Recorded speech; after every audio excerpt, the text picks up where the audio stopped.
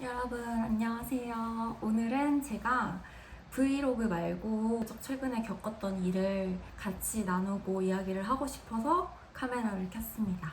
제가 지난 7월 25일에 유산을 했었어요. 7주차 계류 유산 소파수를 했고 지금은 한 달 정도가 지난 상태입니다. 다행히 잘 회복이 됐고 그간에 있었던 일들을 조금 이야기를 해보고 싶어가지고 카메라를 켰는데요. 제가 임신했다는 사실을 알게 된 게 6월 30일이었어요.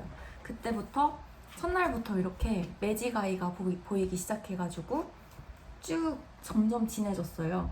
근데 이게 다른 분들은 역전이 이 정도면은 저는 역전이 됐어요 해야 하는 상태인데도 저는 계속 흐린 거예요. 이 정도로 역전은 안 되고 계속 흐린 상태여서 왜 나는 남들보다 조금 느릴까 하는 생각을 계속 하고 있었어요. 그러다가 이제 제가 초음파를 한번 검진을 받으러 가보려고 병원에 갔는데 초음파를 보시더니 2줄 보고 오셨냐고 하시더라고요. 그래서 봤다 말씀드리니까 아직 아기 집에 안 보인다고 하시는 거예요. 그래서 한 일주일 정도 더 있다가 오시라 해서 일주일 정도 있다가 갔어요. 근데도 아기 집이 안 보이는 거예요. 그러면서 저한테 피 검사를 한번 해보자. 이 정도면은 자궁 외 임신일 가능성이 있다라는 말씀을 하시는 거예요. 근데 얼마나 기다렸던 아기인데 저는 1년 정도를 기다렸거든요. 그리고 가족들도 많이 기다리고 계셨고 해서 혼자서 이거 인밍아웃 우리 아빠 생일날 카드 써가지고 인밍아웃 해야지 막 이런 생각까지 하고 큰 그림을 그리고 있었단 말이에요. 근데 이런 얘기를 들으니까 너무 마음이 힘들더라고요. 그래서 금요일에 피 검사를 했고 토요일에 저한테 검사 결과를 연락을 주기로 했는데 연락이 안 오는 거예요. 알고 보니 까먹었더라고요. 까먹었다고 본인들이 연락을 못 줬다고 해서 이 병원은 나랑 안 맞구나 라고 해서 전원을 하게 됐고 새로 옮긴 병원에서 발견하게 됐습니다. 아기 집 모양이 되게 예뻤어요. 예쁘고 건강했어요. 그래서 나 이제 임신인가 보다 하면서 임신 축하 선물도 받아오고 임산부 이 동그란 배지 그 가방에 달고 다니는 거 저는 그거 되게 하고 싶었거든요. 그래가지고 배지도 받아오고 선물도 받아왔는데 이제 일주일 뒤에 갔을 때 나는 황까지 보여야 건강하다고 판정할 수 있다 라고 하셔가지고 이제 일주일 뒤에 저는 아기를 또 보러 갔죠. 심지어 대기하면서 태아보험을 알아보고 있었어요. 나 아기 태아보험 오늘 정도 이제 이번 주에 해야겠다 그런 생각을 하고 이제 7주차에 갔는데 그때 초음파를 보자마자 의사 선생님이랑 저랑 동시에 알았습니다. 라는 걸 알았고 아기 집이 조금 더 커져 있었는데 약간 찌그러진 모양이었고 아기가 보이지 않았어요. 그래서 7주차에 계류유산 소파술 결정을 받게 되고 바로 다음날 수술을 하게 됩니다. 근데 수술을 하기 전에 뭐 피도 뽑아야 되고 마취가 되는지 건강검진처럼 산정검사를 하고 와야 하더라고요. 그때 제가 병원에 혼자 갔었는데 남편도 일정이 있어가지고 다음날 제가 수술을 받을 때도 못 오는 상황이었어요. 그래서 맘카페에 막 올려가지고 저 내일 소파 수술 혼자 받으러 가야 될 것 같은데 회복하고 혼자 올 수 있나요? 버스 타고 갔다 올 건데 그래도 되나요? 막 이런 걸 올렸더니 친구 없냐, 가족들 없냐, 같이 가라, 막 이런 마음이 너무 힘들 거다 이런 얘기를 하시는 거예요. 그래서 또 그거 보면서 막 자기 연민에 빠져가지고 그때 당시에 막 울면서 그랬거든요. 근데 다행히 남편이 와서 같이 병원에 갈 수 있었고 잘 다녀올 수 있었습니다. 남편이 집에 들어오자마자 막 안겨서 엄청 울었어요. 그날 밤에는 떨어져 있다가 만난 거라서 그 서름이 막 어디 말도 못하고 그때는 이제 하도 국촉이니까 가족들한테도 숨기고 있었거든요. 말할 데도 없으니까 남편 보자마자 붙잡고 울었죠. 근데 그날 너무 많이 울어서 그런지 이제 다음날 수술 당일에는 눈물이 한 방울도 안 나오더라고요. 그래서 제가 이렇게 영상을 좀 밝게 찍게 됐는데 한 달 정도가 지났어요. 그 시간이. 근데 제가 그 유산을 겪으면서 너무 감사했던 것들이 참 돌아보니 많더라고요. 그래서 제 영상을 이런 비슷한 일을 겪고 검색해서 보게 되시거나 그런 분들이 대다수일 것 같은데 저도 그런 영상을 막 검색을 많이 해서 보면서 나랑 비슷한 사람 없나? 나랑 비슷한 분의 경험담 듣고 싶다. 그리고 그 사람들은 다시 임신을 했을까? 막 이런 것들을 찾아봤었거든요. 그래서 그런 거 찾아보면서 위로도 많이 받고 정보도 많이 얻었었어가지고 저도 이렇게 영상을 남겨보는데 제가 감사하다고 생각하는 이유는 첫 번째로 유산 휴가를 받을 수 있었어요. 이게 국가에서 유산이 되면은 법적으로 휴가를 좀 주는데 저는 7주차에 유산이 돼서 한 5일 정도를 휴가를 받았거든요. 근데 그 휴가 기간 동안 생각을 정말 많이 했어요. 내가 어떻게 살고 있고 어떤 방향으로 나아가고 있고 나는 앞으로 어떤 방향과 어떤 가치관을 가지고 어떤 일을 하면서 살고 싶다. 이런 생각을 사실 직장 생활 하면서는 시간이 없거든요. 충분한 시간이 주어지지 않고 날마다 그냥 일하고 출근하고 퇴근하고 이런 삶이 반복되기 때문에 깊이 생각해 볼 시간이 많이 없는데 저는 그때 생각을 하면서 나는 앞으로 이런 일을 하면서 이렇게 살아야겠다라는 결심을 하게 됐고 그래서 이제 곧 퇴사를 앞두고 있습니다.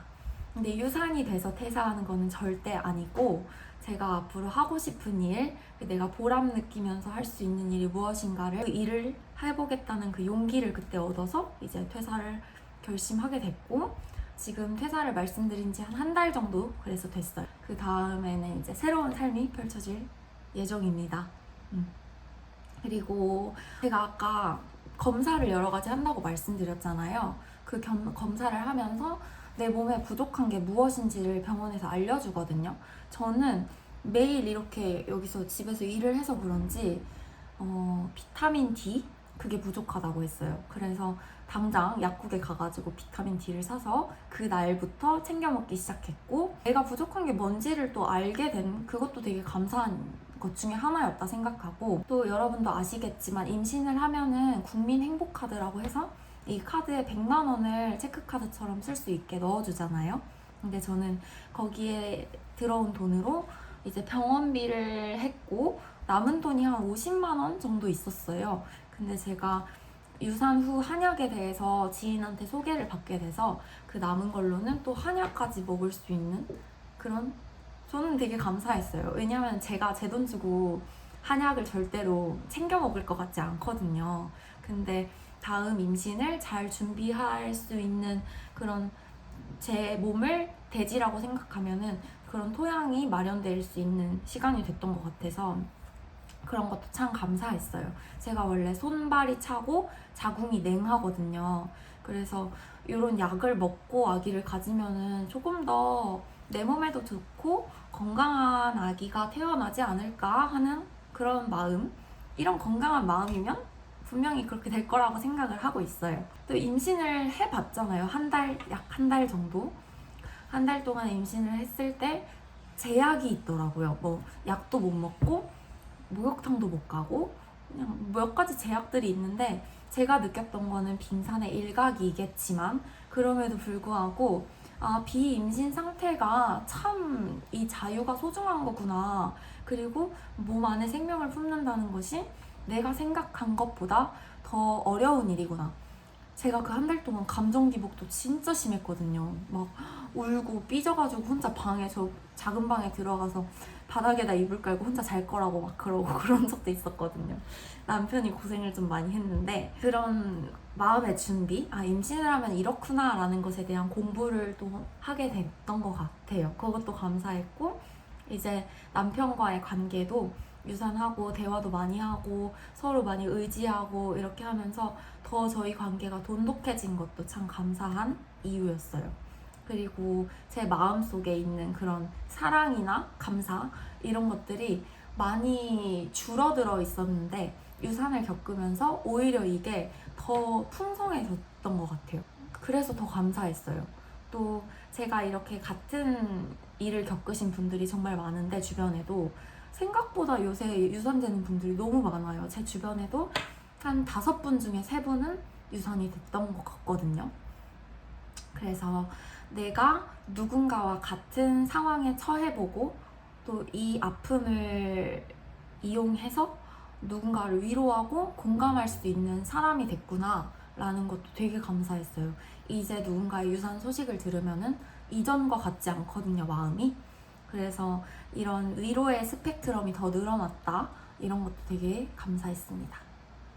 그리고 마지막으로 제가 1년 동안 임신을 준비하면서 난 당연히 생길 줄 알았지. 어리니까. 뭐 아직 앞자리가 2고 건강하니까 당연히 아기는 바로 생기는 건 줄 알았거든요. 근데 안 생기니까 이렇게 달이 거듭할수록 자꾸 제가 조급해지는 거예요.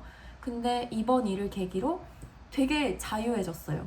언제 생기든지 이제는 하나님이 나한테 가장 좋은 때에 나한테 가장 행복한 시간에 주시지 않을까? 그리고 내가 가장 건강하고 준비가 됐을 때에 주시겠다. 그런 신뢰가 더 많이 생긴 것 같아요. 그래서 그런 조급한 제가 조금 자유해졌고 이 참을 인내심이 길러진 것 같다. 그런 생각이 듭니다. 그래서 이렇게 감사했던 것들을 몇 가지 나눠봤는데 여러분께 위로가 될지는 모르겠지만 저는 지금 한 달 정도를 지난 상태고 유산 한약도 꾸준히 아침 저녁으로 잘 챙겨 먹고 있고 몸도 많이 회복됐고 처음에는 뭐 손목 이런 데가 아프더라고요. 근데 그런 것도 완전히 나았고 그리고 첫 생리도 건강하게 다 마쳤습니다.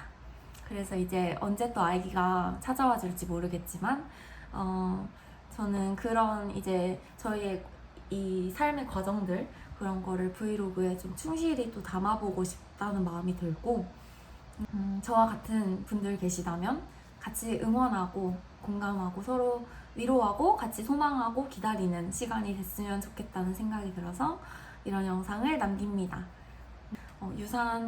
유산은 참 어쩔 수 없이 뭐 피하고 싶지만 가끔 오는 경우도 있는 자연스러운 일이라고 생각하고 저희가 잘 함께 이겨나갈 수 있었으면 좋겠습니다. 화이팅!